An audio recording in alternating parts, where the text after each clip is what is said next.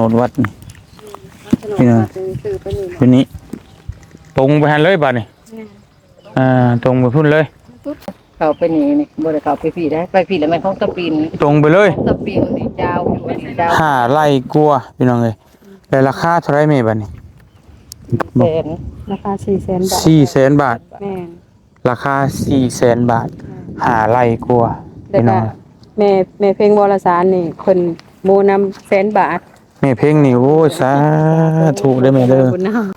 ก็สั่นได้ทั้งลูกเองก็อยากได้บุญได้กุศลขอแบ่งบุญนำเนาะทั้งลูกก็สิขอนำหมู่นำหาจัก50,000 บาทเด้อแม่เด้อโมทนาโดยก็เจริญรุ่งเรืองเด้อลูกโดยพี่น้องเนาะอันซื้อดินถวายวัดนี่บ่แม่นว่าเว้าได้บุญได้กุศลแท้ๆโดยใส่โอ้ยพี่น้องนี่เนาะนี่ป่าธรรมชาตินี่อันนี้เขตวัดฝั่งขวามือบ่เตียงนี่เขตวัดซ้ายมือนี่เขตเพิ่นสิขายมันดินเป็นยาวเป็นเหลี่ยมด้วยนะโดยเพิ่นมาหลักตัดไม้บัดนี้บ่ให้เขามาตัดมันนี่บอกกันไปกันอันมีคนเข้ามาก็บอกกันไผเห็นก็บอกแถวนี่พอฮอดสวนยางขน้อยสิสมทบนำเมพิง50,000 บาทสาธุสาธุ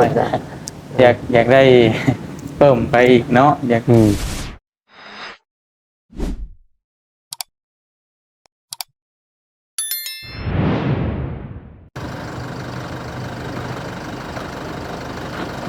เอาพี่น้องเอ้ยเปิดภาพมาอีกวันนี้ก็อยู่พี่เด้อพี่น้องเอ้ยทางเข้าวัดป่ามหาวันพี่น้องเอ้ยก่อนอื่นก็ต้องขอกราบทักทายสบายดีพ่อแม่พี่น้องเบิดสุขสู่คนพี่น้องเนาะบ่ว่าสิอยู่ในและก็ต่างประเทศพี่น้องเอ้ยก็ยินดีต้อนรับเข้าสู่ช่องบ่เตียงทองบ้านนาคือเก่าพี่น้องเอ้ยมื้อนี้บ่เตียงมาวัดป่ามหาวันพี่น้องเอ้ยเนาะพอดีมีบุญใหญ่สิมาบอกแจ้งข่าวบอกพี่บอกน้องพี่น้องเอ้ยคือเดี๋ยวสิเล่าให้ฟังก่อนจักหน่อยนึงเนาะทางแม่เพ็งเพิ่นเพิ่นโทรมาบอกบ่เตียงแม่เพ็งเพิ่นนี่ก็คือผู้เพิ่นเฮ็ดกุฏิให้ทางพระอาจารย์ตอนนี้แล้วก็เพิ่นเป็นคนเอาดินถวายให้กับวัดป่ามหาวันนี่เป็นส่วนหนึ่งนะเพราะว่ามี3 คนถวายดินพี่น้องเห็นเนาะแต่ที่นี่แหละ ทางเพิ่นก็โทรมาบอกมาเตียงว่าตอนนี้น่ะมีคนสิขายดินอยู่ใกล้วัดนะพี่น้องต่อกันก็วัดนะต่อกันก็วัดไปนะเพิ่นสิขายดินนะเท่าไรก็ประมาณ300,000 ปลายหรือ400,000 บาทนี่แหละแต่ตอนนี้แม่เพิ่นมีเงินอยู่100,000เพิ่นอยากจะซื้อดินให้ถวายทั้งวัดเพราะว่ามันคับแคบเพราะตอนนี้นะเพิ่นจะซื้อดินถวายให้เพิ่มอีกเป็นให้มันกว้างเพราะว่าพระสงฆ์องค์เจ้าก็มาหลายตอนนี้พี่น้องเนาะวัดนี่ก็ให้ผู้คนก็ไม่ออกไม่ข่าวไม่ชี้ก็ให้ความสนใจหลายเพราะว่าทั้งพระอาจารย์ทั้ง2 ท่านเพิ่นก็สอนดีปฏิบัติดีปฏิบัติชอบตามคำตามหลักธรรมคำสอนของพระสัมมาสัมพุทธเจ้านะพี่น้องเนาะแต่ที่นี่แหละผู้ใดก็อยากมาอยู่นำเนาะเพิ่นก็เลยว่าพื้นที่มันแทบสิบ่เพียงพอเพิ่นก็เลยอยากซื้อออกไปเพิ่มอีกแต่ว่าเงินเพิ่นมีอยู่100,000 บาทเพิ่นอยากซื้อตอนนี้นะเพิ่นก็เลยให้บ่เตียงมาประชาสัมพันธ์ให้แน่เพื่อว่ามีผู้อยากทำบุญนำเนาะบ่เตียงก็เลยโอกาสนี่เป็นโอกาสที่ว่าบุญใหญ่มาฮอดแล้วบ่เตียงไฟฟันแต่เฮิงอยากซื้ออยากมีส่วนร่วมในการที่ว่าซื้อที่พักอาศัยดินดอนให้พระสงฆ์องค์เจ้าอยู่นี่ได้บุญมหาศาลพี่น้องเห็นเนาะพระพุทธเจ้าเพิ่นก็ได้ตัดไว้อยู่ว่าให้ที่พักอาศัยให้กับพระสงฆ์องค์เจ้านี่ขึ้นชื่อว่าให้ทุกสิ่งทุกอย่างเลยพี่น้องได้บุญมหาศาลเนาะพระท่านบ่าวเตียงก็ได้สิร่วมทำบุญน้ำเพิ่นพี่น้องเนาะบ่าวเตียงก็เก็บเงินไว้ก็รายเดือนอยู่พี่น้องเงินเดือน YouTube นี่แหละเฮาก็เก็บไว้สิร่วมเพิ่นกับซ้ำกำลังที่เฮามีเนาะก็สิได้อยู่สักหลักหมื่นหรือ2-3 หมื่นบาทก็ จังว่ากันพี่น้องเอ้ยแต่ว่ารัก2-3มื้อนี่มีแหละบ่เตียงก็ตั้งใจไว้ถ้ามันได้กว่าหั่นก็สิเอากว่าหั่นเนาะพี่น้องเนาะอยากเฮ็ดบุญอีหลีพี่น้องเอ้ยนี่ก็เงินตัวเตียงหามาด้วยน้ำพักน้ำแห้งอยากเฮ็ดบุญเป็นของส่วนตัวเอาว่าเตียงเองอันนี้เนาะอันนี้บ่แม่นบ่มีผู้ใดที่ว่าอ่าฝากต่อมาแต่จะเอาเงินบ่เตียงทำบุญพี่น้องเอ้ยเดี๋ยวเบิ่งตัวจริงอีกเทื่อนึงก่อนเนาะบ่เตียงก็เก็บไว้อยู่ส่วนหนึงส่วนหนึงก็ประโยชน์กับปุกไว้สินะเฮาได้มาก็เบิ่งก่อนว่ามันได้เท่าใดถ้าได้หลายก็หันก็ดีเนาะพี่น้องเอ้ยเก็บมาหลายเดือนแล้วอยากทำบุญบ่เตียงเก็บตะกี้ก็ซื้อไม้ให้พระอาจารย์ผู้ละอันไม้ก็10,000กว่าบาทพุ่นน่ะพี่น้องเพื่อซอยอีกเป็นกระบอกเสียงหนึงซอยเพิ่นถ่ายทอดคำสอนของพระสัมมาสัมพุทธเจ้าแล้วก็รอบก่อนนั่นก็ซอยทางวัดเฮ็ดกุฏิให้ทั้งพระอาจารย์เนาะพี่น้องเนาะแล้วก็สิซอยเรื่อยๆเรื่อยๆนี่เป็นเงินของส่วนตัวเขาเองเขาก็จะได้บุญได้กุศลแต่ว่าส่วนพี่น้อง FC ที่อยากร่วมทำบุญนั่นก็อีกส่วนหนึ่งของบ่เตียงก็ส่วนหนึ่งเนาะก็จึงว่ากันเดี๋ยวสิเข้าไปถามเพิ่นว่ายังขาดเท่าไหร่ยังบ่พอเท่าไหร่ในการซื้อดินซื้อดอนเพื่อถวายให้วัดเพื่อว่าพ่อแม่พี่น้องเพิ่นจะทำบุญนำเนาะพี่น้องเนาะไปเพื่อเป็นการเสียเวลาเข้าไปวัดน้ำกันเลยฝนก็สิมาเด้อพี่น้องเอ้ยไปโอ้ยฝนก็มาพี่น้องเอ้ยบ้านนี่โอ้ไปซุ่มเย็นนะบ้านนี่โอ้ยเนาะสบายดีเด้อเมเด้อโอ้ยสบายดีป้าตัวมาฮอดแล้วก็ฝนมาเลยพี่น้องเอ้ยบ้านนี่เนาะอืมมาพี่น้องเลยเอา ใครยุ่งตัวมาจะได้ต้นไม้แบบจะได้ต้นไม้ อาจารย์บ่อยู่บ่อ๋อโดยเอาพี่น้องเลยดินมองได้เพิ่นสิขายต่อกันไปเลยบ่อ๋อ ที่เป็นคือต้องถึงดึงจนตอนนี้เป็นตอนนี้ยาว โอ้ยฝนมาตกซ้ำพี่น้องเนาะฝนมาตกยังว่าสิย่างไปเบิ่ง บ้านบุ้งบอกคนบอกคนอะไรข้าวเดียว ข้าวเดียวชูหูว่าข้าวเดียว ให้บอกเอาผลมานำ อ๋อ มันเสมีได้ลูกมาเลย ใช่บ่สร้างว่าสบายเลยเล่ากับคนทำงาน เป็นอะไร เป็นยังได้อยู่ตรงเตยแล้วจะกินเนี่ยกระทำตื่นอยู่แต่พอเนี่ยเป็นบัตรนั้นเป็นของบุคคลนะปิดแล้วตั้งโอ้เป็นก็เมย์มันว่าอลีเนาะเท่านั้นก็เศร้าแล้วว่ะทุกหูนี่เท่าไปพี่น้องไปเบิ้งกันนะที่เพิ่นที่ขายเนาะ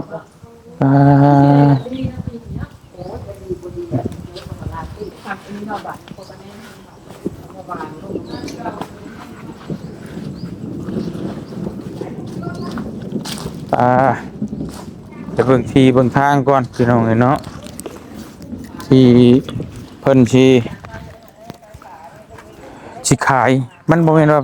เพิ่นสิขายเนี่ยทั้งเมเพิ่นนี่เพิ่นอยากไปขอชื่อให้เอาเป็นดินเอาเป็นของวัดเพราะมัน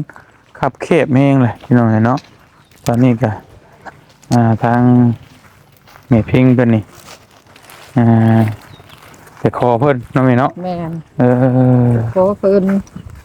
อยากได้ให้ทั้งวัดพี่น้องเลยเป็นผู้ขนขวายบุญมากุฏินี่น้อยเฮาก็แล้วล่ะบ่นี่เนาะโอ้ตามมันยังไปเฮ็ดโค้งหลังคาให้แม่ทั้งนั้นสร้างผู้เดียวเล่นพุ่นเล่นพี่เนาะเล่นพี่ไปเบิ่งก่อนบ่ได้เด้สิสำเร็จได้ปลูกกะโลแล้วได้โอ้โลแล้วมันก็ปิดบ้านแล้วก็จบแล้วงา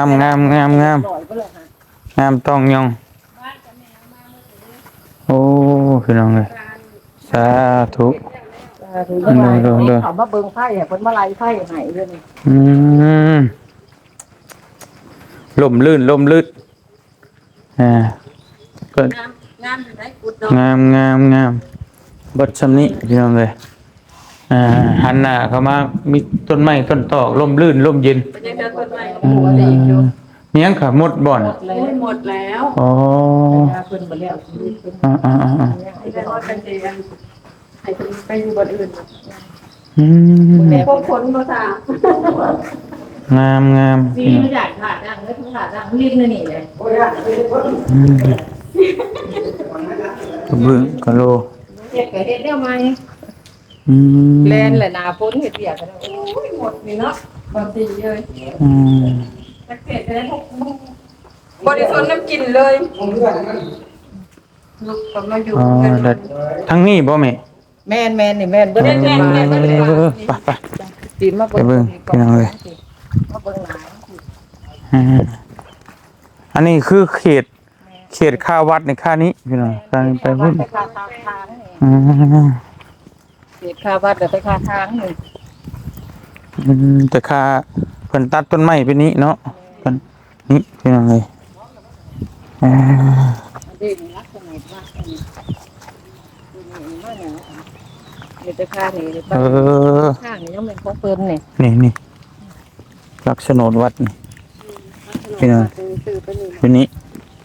ตรงไปหันเลยบัดนี่ตรงไปพุ่นเลยพี่น้องเลยเนาะเออแต่ข้าวหกว่านี่เนี่ยแม่นอันนี้ดินเพิ่นนี่เนาะโอ้พี่น้องเลยพระอาจารย์มาจัดการด้วยยาเด้อโดย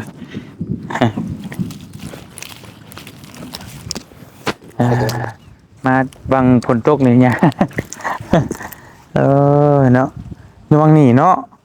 พี่น้องเอ้ย เฮ็ดวัดน่ะ โดยเขียนว่าในค่าแต่พี่ก็ดินตัวเพิ่นสิขายในต้นอยู่พี่เนาะเออ แรกที่บอกกันเลี้ยงปล่อยน้ำแรกก่อนนี้หมดอ่ะ อ๋อ เอาไปปล่อยอยู่บนน้ำที่เลยจ้ะ โดย เขานี่เบิดมันต้องแร่เนี่ยมันต้องอยู่ต้นใหม่ใหญ่ ตัวนี้มันสิหกกว่าบ่เนี่ย เฮ็ดกว่า เนาะ เป็นปลาใหญ่กว่า เออต้องสิหกกว่า บ่เฮ็ดอีหยังเลยมีแต่พระไว้ ปะให้มันเป็นธรรมชาติเลยเนาะ แม่น โอ้พี่น้องเลย นั่นแหละคืออันบ่แม่นเด้อย้อนนี่น่ะมันจะมีจอนพรนี่จักบ่ โดยฮู้อ จ ยู่ อนพรนกเข้าอันนกกดแล้วก็ไก่ป่า โอ้พี่น้องเลย ไก่ป่านี่มันวางๆตอนเช้าเนาะตอนเช้านี่มันสิมาคันแถว อ๋อ แต่เก่าบ่เคยมีเด้ บ่ ปลา มีไก่ป่าวันนี้ไก่ผูนี่ยินแต่ตัวหนึงตอนเช้าช่วงประมาณ ย่า 5 มาอ โม ยู่ ง ได้2-3 เดือนก็มา บ้าน บ้า นี้ นแล้วก็มาอยู่ อันตัวมือหนึงอันย่างพาเน้นหน่อยเข้าไปสิม้าเขาไปนำมาหน่อยมาวัดเนี่ยมันไล่ลูกมันน่ะนะ โอ้ กิ๊กกักกิ๊กกักแลนตะสะเลยแต่ว่าบ่ทันยังมันดอก มันหมูได้ใบใหม่แล้วบ่ได้ได้ใบใหม่เลย โดย บ้านนี้ที่สำคัญนี่กลางค่ำกลางคืนมานี่เขาจะมาตัดใหม่นะเอาจั เอบ อ เมื่อวานนี้เขาไปเลาะเบิ่งเขาไปไหนที่เขาจะเอาตัดหลายแล้วต้นใหม่ ตัดไม้ใหญ่บ่เนี่ย แม่น โอ้เนาะ นั่นแหละดูแบบถ้าต่อไปนี่ถ้ามันสิเบิดไปนะตัดจนละสิเป็นใหม่อันยังไม่ยังว่าไม่แต่นะ โอ้ ไม่แต่แม่น มีแต่ไม้ดีๆเด้อพี่น้องเอ้ย ไม่แต่แล้วก็ไม่ดูเขาจะตัด อืม ไม่เนื้อใหญ่ทั้งนั้นเลย โดยไปจะไปเบิ่งกันจุดที่ว่ามันสุดฮอด เข้าไปไหนมันมีทั้งเขาทั้งมีเลย บ่แล้วจังหยังก็ขึ้นมาผ่าตา โดย แต่ว่าดินมันจะยังยิ่งเข้าไปในเพิ่นอีก เด็กชายให้พี่ให้น้องเบิ่งพี่น้องเลยคือว่าโอ้ถ่าได้นี่โอ้ ไปจุดเต้นโป่ง จักคมกว้างคมยาวเท่าไหร่ก็แม่ คันแต่ว่าตัวขบวนที่เข้าคันปลายก็เลยเกือบยังน้อยหนึงนะยัง300ปลายก็เลยนะถึง เฮกตาร์หนึงเท่าไหร่ก็ เฮกตาร์10,000ก็เลย หมื่นก็ได้มันก็เกือบเฮกตาร์เขาได้เนาะ เกือบยังน้อยหนึง โอ้ ยังประมาณ300อยู่200 อ่า นี่ออกเสียง 300 คือเฮกตาร์หนึ่ง6 ไร่ประมาณ5 ไร่โหพี่น้องเลย5 ไร่ปลายเนาะดิน5 ไร่กลัวา พี่น้องเอ้ย จะดิ้นเงินดิ้นวันก็คือสิเป็น3 ตาปลาย อืมดินห้าไร่กว่า 3 ตาปลาย คือป่านี่ธรรมชาติเลยพี่น้องเอ้ยมันแต่ก่อนนี่จะเป็นป่าสงวนแล้วก็ต่อกันแบบต่อกับป่าสงวนด้วยนะอืม นี่ลักหัวนี่ตัวนี้ลง โอ้ ไปเลยนี่ลักหัวอยู่นี่สิเขา มันก็ซื้อกับตัวนี้เลยแบบนี้เนาะ แม่น สุดแล้วจะได้นี่สุดแล้ว เขา พี่น้อง เป็นดียาวไป โอ้ ไปทางฝุ่น แม่บ่ได้เข้าไปในคนนี้บ่ได้เข้าไปนี่บ่ได้เข้าไปพี่ได้ไปพี่แล้วแม่นของตะปิน ตรงไปเลย ของตะปินนี่เจ้าอยู่นี่เจ้าขายอยู่ อันนี้ได้ แม่น แทนบอก เจ้าขายอยู่ตัว ไม่ นี้ ใช่อันลักษณะ อยู่ในนี่แหละอันเด้นี่ลักษณะนี่ เดี๋ยวตัวนี้มานี่เนาะ สิเข้าไปใน ยาวไปเลย นี่อีก ลักษณะดิน ลักษณะดินสปริงนี่ดินต้นนี่ แล้วต้นนี้ได้สนะ เอาตัวนี้ก็ดินลักษณะสปริงเลยแล้วนี่ โอ้นี่เด้เนาะลักหัวนี่ ไม่ เนาะ แกนดิ อืมมันมีตะขั้วเนี่ยเปิด ตะกี้หัวสปริงนี่นี่นะ ถ้าแม่นมันพ้นบ่ตกนี่ยางได้เด้นี่ โดย คนบ่มาคน งาน พวก ได้ มันเป็นร่องไปอยุ่น แม่น เนาะ เพราะว่าตอนนั้นเขาจะมาทา ซื้อเลยอันนี้ซื้อเลย โดยพี่น้องเลยดินห้าไร่กลัวพี่น้องเลยแต่ราคาเท่าไรเมบัดนี้ แสน ราคา400,000 บาท 400,000 บาท แม่ ราคา400,000 บาทห้าไร่กลัว แล้ว พี่น้ ก็ อง แม่เพลงวรสารนี่เพิ่นโมนำ100,000 บาท แม่เพลงนี่โอ้ยสาธุได้ไหมเด้อ บุญนะ โมทนา100,000เลย เลย ป้าดโตพี่น้องเลยเนาะ เหลือ300,000 ก็ยังเดือ300,000 บาทนี่ แม่ โอ้พี่น้องนี่เนาะถือว่าแม่เพิ่นก็ใจบุญใจกุศลขนาดเลยสาให้ได้บุญได้กุศลในหลายเด้อแม่เด้อยังเหลืออยู่300,000 บาทพี่น้องเอ้ยก็สั่นได้ทั้งลูกเองก็อยากได้บุญได้กุศลขอแบ่งบุญนํเนาะทั้งลูกก็สิขออนโมนำหาจัก50,000 บาท โอ้จ้า เด้อแม่เด้อ โมทนา โดยก็ เจริญหุ่งเฮืองเด้อลูกเอ้ย โดยพี่น้องเนาะ อันซื้อดินถวายวัดนี่บ่แม่นว่าเว้าได้บุญได้กุศลแท้ๆ โดย ใส่ซอยอยู่ในวัดแล้วก็ แม่ อีกอย่างหนึงเฮาก็ได้รักษาป่าแล้วก็รักษาสัตว์ที่ว่ามาอยู่เพิ่งพาอาศัยในดินหั่นน่ะ โอ้ยอยากได้บุญนำพี่น้องเอ้ย ด้วย เนาะเดี๋ยวเบื้องต้นเนาะก็สิเงินที่เก็บกำมานี่แหละก็อยากได้บุญได้กุศลก็แบ่งทำบุญนำ แบ่งสินเลยเฮ็ดไปตามๆกัน โด ได้ ย ไปพร้อมๆกัน เนาะพี่น้ ได้ อง ทั้ เอ้ ง ย ลูกทั้งแม่เพิ่น แต่ว่ามันมีเพิ่มเติมได้เพิ่มเติมอีกก็จังสิรวบรวมมาเพิ่มเติมอีกเนาะพี่น้องเอ้ยแต่บ่เตียงก็สิหมู่นำแม่เพิ่นพี่น้องเอ้ยถือว่ารวมเอาบุญนำกันเนาะก็ยังเหลืออยู่สม2,500,000บัดนี้เนาะ แม่นนี่ก็ โดยพี่น้องเอ้ยยังเหลือ250,000 บาทเนาะแจ้งเพื่อผู้ใดอยากร่วมทำบุญนำพี่น้องเอ้ยไปเบิ่งทั้งต่อกับวัดพี่น้องเอ้ยบ้านนี้ก็ถือว่าป่ายังอุดมสมบูรณ์อยู่เนาะทั้งกุ้งไม้กกตอกก็ยังโอ้ทัดสาว่าสิ่งก็ยังดูได้พี่น้องเอ้ย ถ้าว่ามันบ่เป็นดินวัดนี่บ่แม่นดินวัดนี่ต่อไปในอนาคตมันสิเป็นแบบนั้นพี่น้องเอ้ยเบิ่งเอารถเนาะถ้าว่าบ่แม่นดินวัดน่ะ ปลาเที่ยงเฮ็ดตอนนั้นตะก้อนกับแบบนี้แหละ โดยเพราะว่าทั้งบ่อเตียงกับบ้านอยู่นี่แหละต่อไปนี่แหละบ้านบ่อเตียงก็ต่อไปนี่ ฝากดงอันนี้แหละ แม่นบ่อเตียงก็ฮู้ดีว่ามันเป็นแบบใดพี่น้องเอ้ย เดี๋ยวมันเบิดละไม้ย แม่น บ่ได้เห็นเลย สมัยแต่ยังน้อยนี่บ่อเตียงย่างเข้าดงนี่ป้อไปบ่อยากได้แต่ว่าตอนนี้แปลนเบิดแล้ว แปดบ่ได้ลงหนทางอีกหลายทาง อนาคตถ้าว่ามันเป็นของอันบุคคลหรือว่าของเอกชนนี่มันสิเป็นแบบนั้นแหละพี่น้องเห็นเนาะเพราะว่าที่นี่ทั้งเมเพิ่นหรือว่าทั้งพระอาจารย์ก็อยากอนุรักษ์ไว้นะจุดประสงค์คืออยากอนุรักษ์ธรรมชาตินี่ไว้ต้นไม้ต้นตอกสัตว์สาว่าสิ่งบ่อยากให้ทำลายพี่น้องเอ้ยประมาณนั้นเนาะโอ้ย บ่เป็นหยังได้ทำนี่ก็โอ้ยก็ทำกำลังเฮามีหั่นแหละเนาะพี่น้องเอ้ย ไปบ่ได้ไปเพิ่งนั้นไปเบิ่งกุฏิเฮาเลยบัดนี้อ่ากุฏิจังป่าฝนก็ได้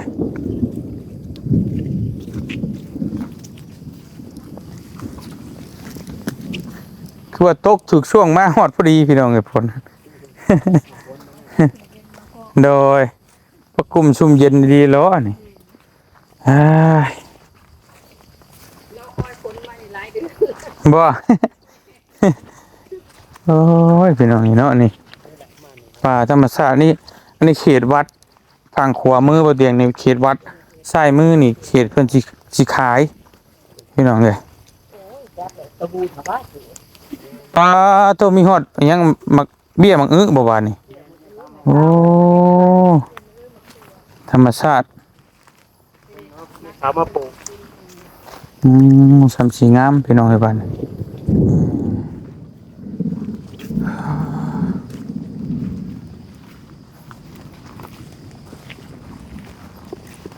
มันคือฟ้านี่แหละ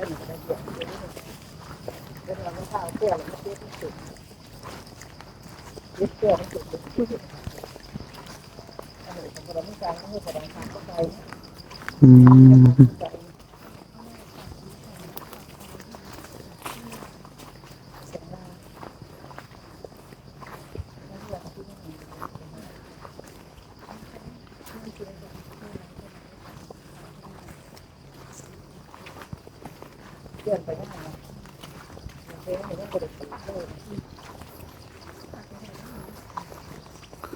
ป่ายังแบบ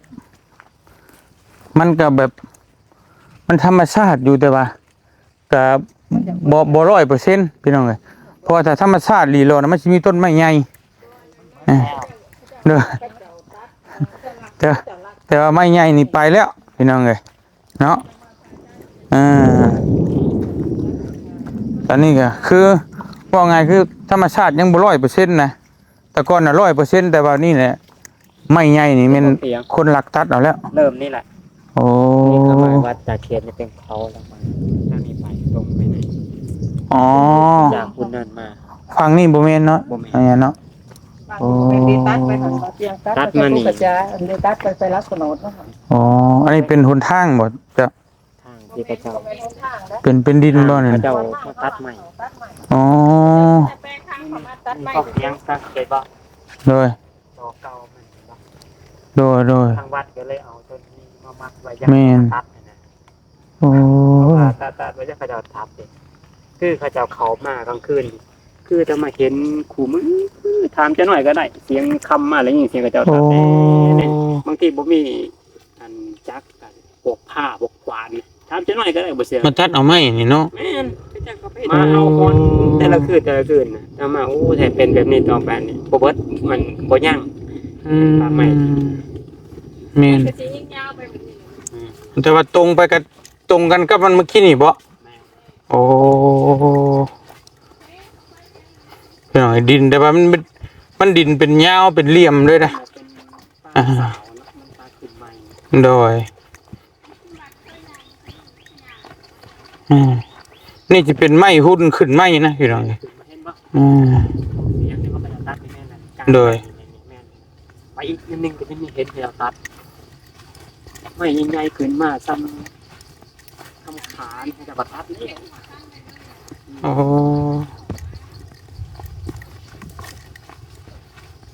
จะหอดใส่เนาะมื้อ เห็นบ่นี่เห็นบ่ อืม ตัวไม่ใหญ่ๆเขาจะตัดเอาตัด ต้องรอยเพิ่นมาตัดพี่น้อง ไปอีกอยู่พุ่นโอ้เห็นเนี่ยเป็นแบบสลดใจเลยแหละดินมันยาวไปเด้ อืมเบิดแล้วแบบนี้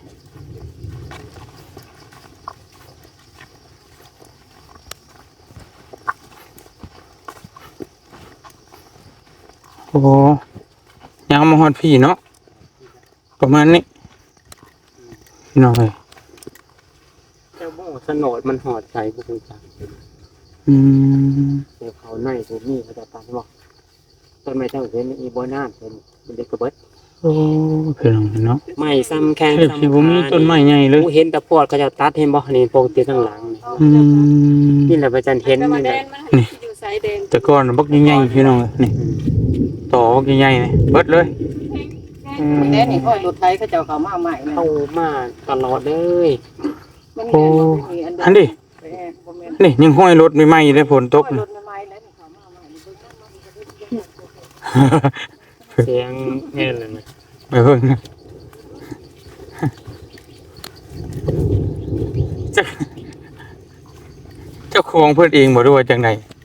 บ่แม่นเนาะโอ้ ร้อยวันพันปีเราก็บอกมาทีนึง โอ้น้องเอ้ย อันนี้นี่เป็นลูกนะ เลยให้เบิ่งเพิ่นมาลักตัดไม้พี่น้องเออ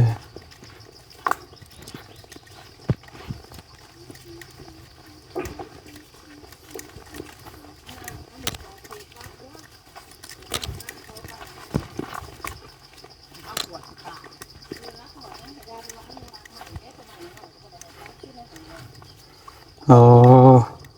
เอามา อันสิเป็นดินบักแล้วซื้อแล้วดินนะ ตัดเอาไปเฮ็ดหยังก่อนนี่ฮะละคั่วตะกร้า วันนี้บ่ให้มาขอมาตัด บัดนี้บ่ให้เขามาตัด วันนี้ไม่บอกกันไป กันอันมีคนเขามาก็บอกกันไผเห็นก็บอกแถวนี่พอฮอดสวนยางผมเด้อ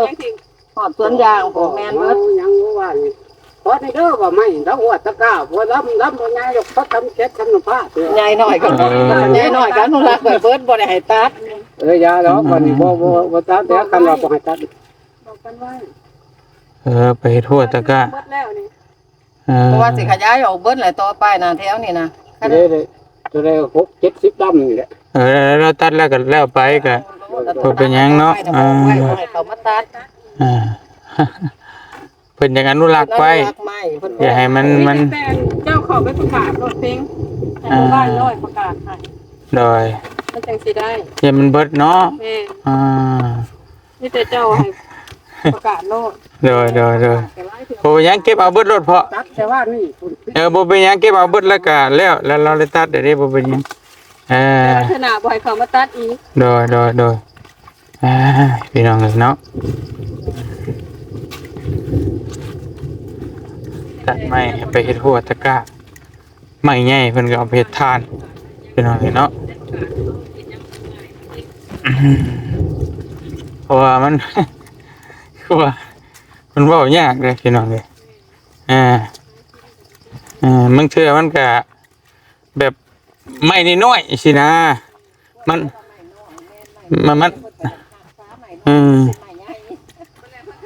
เว้าคือเฮาสิเว้านะแม่มันก็เว้ายากอะนะมันก็สิบ่พอจับพอผูกกันมันถ้าไม้ใหญ่ยังว่าเฮาเว้านั่นเนาะมาเอาไม้ใหญ่ยังมันเว้าง่ายอยู่โดยแต่ว่าไม้นิดน้อยว้ายก็ไปเฮ็ดละคั่วว่ะพี่น้องเอ้ย ตัดได้บ่แม่นว่าไปตัดจนเพื่อนก็เว้นบ่ได้ก็ได้อันละหัวนี่ตัดจนเว้นแล้วตัดไปลงตังตัด วันนี้ผู้เห็นกับทางพระอาจารย์เพิ่นก็เพิ่นเว้าบ่ได้พี่น้องเพราะว่าเนาะเพราะว่ามันทาง เว้าให้ได้ขาดคำบ่ เป็นบัตรต่อ โดยเบิดเลยพี่น้องเอ้ยแต่ก่อนมันก็เป็นดงเป็นป่าสงวนนั่นแหละเนาะแต่ว่ามันเบิดแล้วบัดนี้นะ พูดได้ไปคุณบ่เบาเตียงดินนะ ไปพูดบ่ สวนยางบ่ได้แม่น ไปฮอดผู้บ่ ได้บ่ได้อยู่ในนี่ เอาเลยไปพูดอีกอ๋อทุก นอนนี่ไว้ได้บัด หัว แต่ก็แย่หอดสวนยาง มันก็ยาวตัวซะนั่น มันเง่าไปบ่ ยาวมันยาว โอ้ได้แล้วบ่เฮาว่าบ่ไปก็อย่าเฮาเบิ่งแต่ผลมานี่นะอีหลีจันเดินพระอาจารย์เปียกโกมันโดยได้แล้วจำนี้ก็ได้แล้วโดยว่าผลมันมาแล้วพี่น้องเอ้ย ต้นทางไอ้ดิบ่แม่นทางได้ดิเพิ่นทางเขามาตัดใหม่ ตั้งเข้ามาเอาไม้โดยเฉพาะรถนี่เนาะโอ้ก็เบิดแล้วเนี่ยนี่ ไปเจ้าทางเขามาเอาไม้เจ้าเที่ยวข่อยเที่ยวแป้งข่อยกันแบบนี้นะ โดยอ่า เจ้าหมด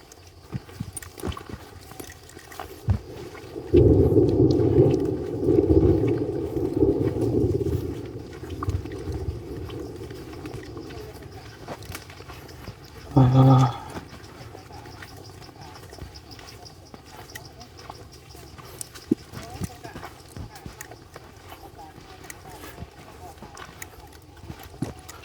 มืดมาแล้วพี่น้องเนาะเอ้ย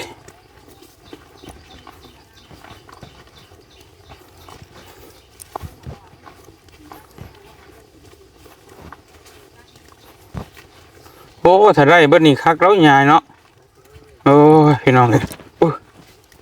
ส่วนหนึ่งก็ไว้เฮ็ดธรรมชาติป่าหกไว้ให้สัตว์อาศัยอยู่ส่วนหนึ่งก็ไว้พื้นที่ของวัดโอ้อุดมสมบูรณ์ชุดแล้วอ่ะเดี๋ยวสิพยายามรวบรวมเงินมาก่อนพี่น้องเอ้ยเนาะเพื่อว่าเป็นบุญใหญ่ที่ซื้อดินถวายวัดให้พระสงฆ์ของเจ้าได้พักได้อาศัยโอ้ยเนาะนี่ก็ติดไพ่โซลาร์เซลล์ฝนก็สิมา มาติด เนาะพี่น้องเอ้ย คือเดี๋ยวพ่อคนมานั่นแหละบางอย่างก็เลยเอามาติด ขนาดนี้ก็ยังเอาบ่อยู่เนาะโทษเลยคน เข้ามาขึ้นมามันเฮาอ่ะนะ อืมอันนี้กุฏิพี่น้องเอ้ยกุฏิที่บ่เตียงเอาเงินมาถวายกับแม่เพ็งแต่ก่อนที่ก็กำลังสิสร้างได้จักเปอร์เซ็นต์นะบุนี่ถือว่าหลายเติบพี่น้องเอ้ยเนาะได้40-50%ซะพี่น้องเอ้ยผลก็สิมาคือว่ามาไว้แท้ผลก็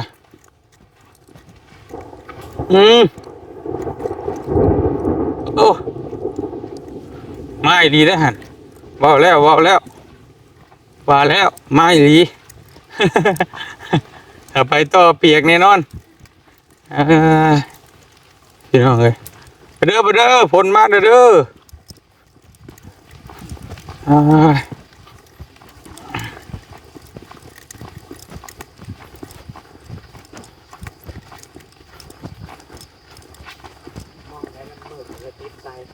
โอ้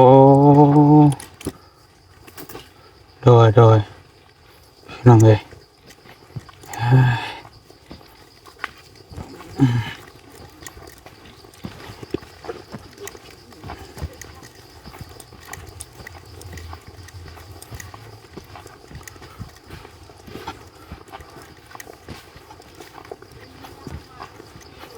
ฝนมาแล้ว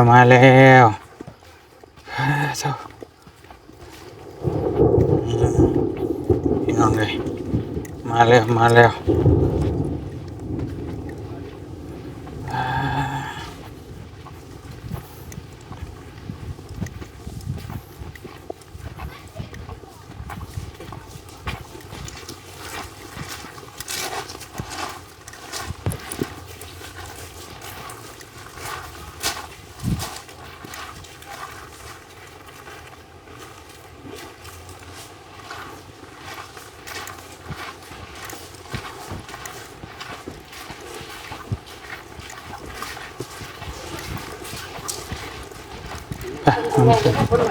โดย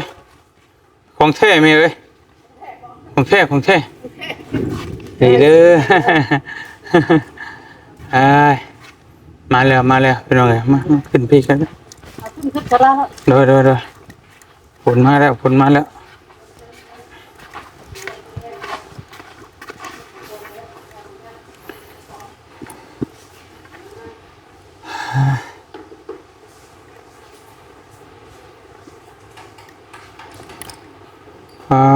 ต่อ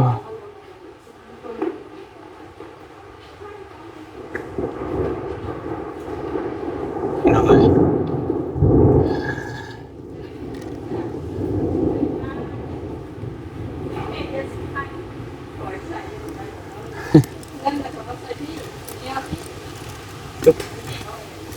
มาแล้วทั้งลมทั้งฝน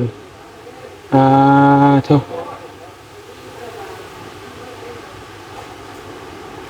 มาแล้วพี่น้อง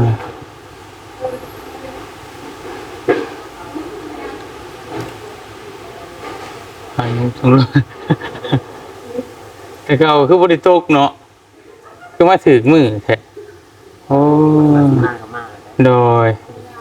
พี่น้องกันเนาะครับนมัสการอาจารย์พี่น้องขออนุญาตเด้ออันไม่ใช่ได้หรอบ่ ยังบ่ได้เลยเนาะ ตายแล้วซื้อใหม่ละ ชื่อใหม่เลยบ่โอ้โดเดี๋ยวว่า แต่บ่ได้เลย เป็นหยังเนาะพี่น้องเอ้ยเดี๋ยวว่าท่านได้มีใหม่ มีแล้ว หน่อยสิแบ่งให้มี2อัน ใบได้แล้ว โอ้โดยเอ้าพี่น้องเอ้ยมีแต่ขาน้อยสิสมทบน้ำเมพิง50,000 บาท สาธุสา ขา ธุ น้อยอยากได้ เพิ่มไปอีกเนาะอยาก อืม น้องเลยอยากได้ให้มันกว้างควางจะได้วัดกันที่สมทบนำเมพิงไว้ออกเศษหนึ่งพี่น้องตั้งแต่เตียง50,000แต่ยังเหลืออยู่250,000 บาทบัดนี้ อืม พี่น้องเลย โดได้เขาบอกคนได้เอาคนก็ท่าเนี่ยบ้านทะเลลงโต๊ะทะเลตามทะเล แม่ ทะเล แม่ ไปของมันโดด แม่ ตามท่าตามท่าของ แม่ ไปของเรา ก็คือว่า เพื่อว่าเขามาบอกบุญซะพี่น้องเนาะเพื่อว่าผู้ใดอยากร่วมบ่เป็นว่าทั้งเมเพลงออก100,000บ่เตียงออก50,000บ่ว่าสิบางคนมีเงินหน่อยที่เพราะว่า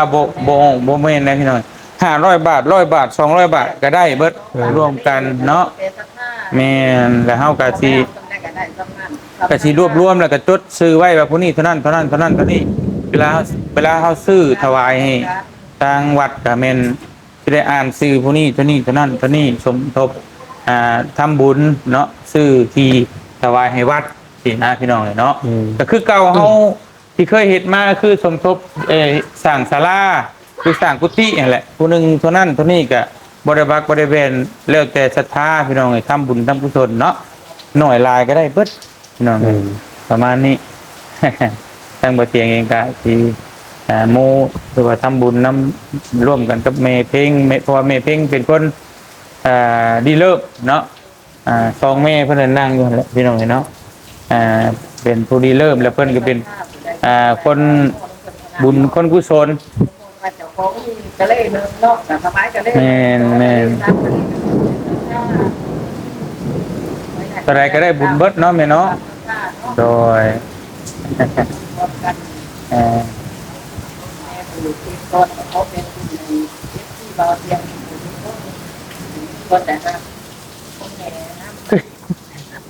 มานั่งพี่ได้บ่หรือว่า นั่งใกล้ๆมานั่งอยู่ อ๋อมันอย่างห่างคืนกันพูดจังได๋บ่ฮู้นะมันนั่งใกล้ๆก็ได้อย่าง FC เพิ่นบ่ได้ยินเนาะหรือว่าให้ มันนั่งใกล้ๆนี่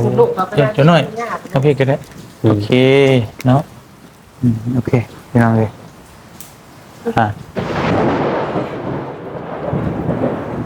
พอซีเนี่ยไปซดมีหัวใหม่เนี่ยหันญาติแต่ถ้าพอซีญาติกูได้ญาติ เดี๋ยวเมย์ว่าเลยบัดขออนุญาตเด้อ แม่เป็นผู้ค้นควยกับFC บางคนกับพี่ส่วนแต่หับบุญน้ำเด้อเพราะว่าไผ ยังบทกันมิดไปเลย ไผมีเท่าใดก็โม่น้ำเพิ่นผูกกะเล่2กะเล่3กะเล่ก็แล้วแต่ศรัทธาถามว่ามีเท่าใดก็โม่ซ้ำโม่ได้ก็ได้บุญส่วนน้ำกันคือกันแม่ก็ขอแบ่งให้ได้เท่ากันโม่หน่อยโม่หลายก็ให้ได้เท่ากันกับผู้โม่หลายให้ได้เท่ากันเบิดผู้คนโดยแล้วจะจำใจใส่ศรัทธาอะไรใดก็เล่นึงก็ตามศรัทธาบ่ได้ว่าใด คนจะบ้านเลยพี่น้องตอนนี้ทุกทิศมีแต่สำนั่นแหละพี่น้องไอ้บ่เตียงก็อยากมาแจ้งพี่แจ้งน้องแล้วก็แจ้ง FC เพิ่นทุกคนเนาะทั้งบ่เตียงกำลังก็แม่เพ่งแล้วก็แม่กำลังรวบรวมเงินเนาะซื้อที่ถวายให้วัดพี่น้องเพราะว่าทางวัดว่าล่ามเฮานี่ก็มันพื้นที่มันอยากคับแคบในจักหน่อย แล้วก็ตอนนี้ก็ทั้งพระสงฆ์แล้วก็ทั้งเมซี่เมขาวเนาะกับเพิ่นก็มาอยู่หลายพี่น้องนี่เนาะว่าพื้นที่ใช้สอยมันก็เริ่มจำกัดขึ้นเพราะว่าแม่นบางสิ่งบางอย่างที่คือทางพระอาจารย์นี่ก็บ่อยากตัดไม้แต่ว่าเวลาเฮาไปปลูกหั่นปลูกนี่มันก็จำเป็นก็ได้ตัดสินะเนาะบัดนี้ถ้าเฮามีพื้นที่มันกว้างส่วนหนึ่งก็อาจจะได้ตัดแต่ว่าส่วนหนึ่งแบบอนุรักษ์ไว้สินะพี่น้องเนาะนั่นคือแม่แม่แปลว่าให้มันเป็น ให้มันตรงกันกับว่าคำว่าวัดป่าหั่นนะพี่น้องเอ้ยถ้าถ้ามันบ่มีป่าแล้วมันก็สิบ่เป็นวัดป่าแล้วบัดนี้นะประมาณนั้นอันนี้ก็คืออยากอนุรักษ์ไว้นั่นแหละเนาะสัตว์สาว่าสิ่งก็จะได้มาอยู่มันก็อุดมสมบูรณ์เป็นธรรมชาติพี่น้องเอ้ยเนาะนี่แหละคือ ส่วนมากเขาก็จะอยู่สวนยางเนี่ยว่าใครแดเนาะ โดย แต่อัดก็ได้รักษาว่าเขาคือเพื่อนผู้ชาติกันเองแตกเขาแล้วก็เป็นเรื่องนอก โดย มันบอกเขาโกง ชี ชี น่ะทางเป็นวิบัติต้องเจอเขาใช้แบบบ้านมันจะนำแบบ แม่ อาจารย์เป็นประตูที่ยุคคือมีสวนยางสวนหอก แม่ การขยายบ้านมันก็สิใครคือทางสวนยางเลย เพราะว่าถ้ามีบ้านมีอย่างเรือนคนมาอยู่ใกล้วัดมันก็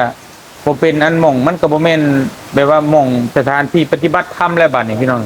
บางคนมันบ้านมันก็ต้องแน่นอนนะครับมาเปิดตู้คือโคมมันก็บ่สงบแล้วเนาะมันก็บ่คักปานใดนะโอ้ยเอาสั่นพี่น้องเลยมีตาประมาณนั้นแหละอยากมาแจ้งพี่แจ้งน้องก็ยังเหลืออยู่250,000 บาทตอนนี้เนาะเงินที่เฮากำลังรวบรวมซื้อที่ถวายทั้งวัดป่ามหาวันเฮาพี่น้องเนาะแต่บ่เตียงก็สิขอล่ำลาพระอาจารย์ก่อนบัดนี้ฝนก็มาพลิกกิโลพี่น้องบ่โตอักเมลีนี่น่ะ มาใกล้ๆไม่ใช่ว่าวก็บอกเตียงนี่แหละ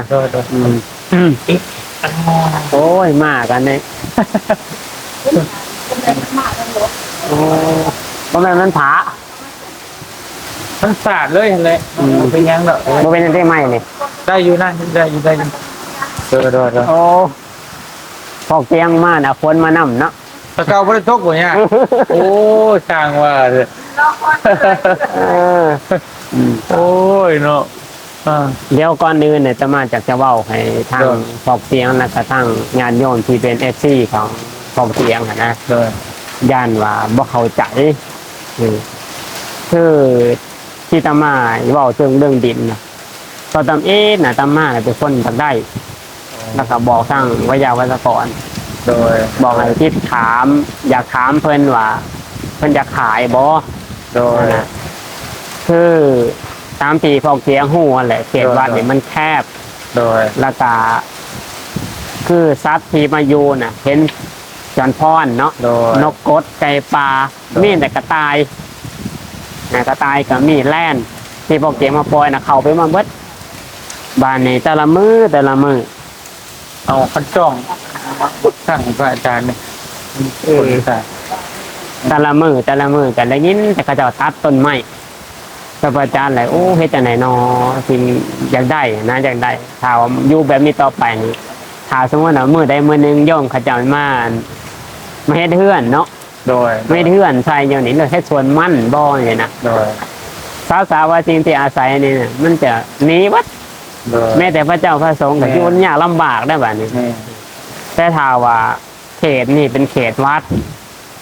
นอกจากจะเป็นสมบัติของวัดแล้วยังเป็นสมบัติของบ้าน เป็นสมบัติของพระศาสนาและสมบัติของประเทศชาตินั่นเลย โดย ได้เพราะว่ายังเขตวัดนี่บ่มีไฟแต่ต้อง แม่ สังเกตมันโลดว่าทานป่าที่จะรักษาไว้ที่จะยั่งเรืออยู่ในอนาคตเนี่ยก็มีแต่วัดก็มีแต่ป่าซ่าแล้วก็พีชานลักเมืองเนี่ยนะอย่างอื่นนี่นะคงจะเป็นสวนมันไปเลยตามที่เราเห็นนะแลนบ่80 กว่าเฮกตาร์เนี่ยค่อยสุดสายตาเนี่ยเบิดเลยนะต่อไปนี่ก็สิบ่เหลือคือกันนั่นแหละ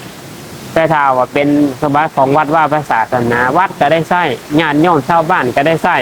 ประเทศชาติก็ได้ใช้ยังอนุรักษ์ยังรักษาสิ่งแวดล้อมของ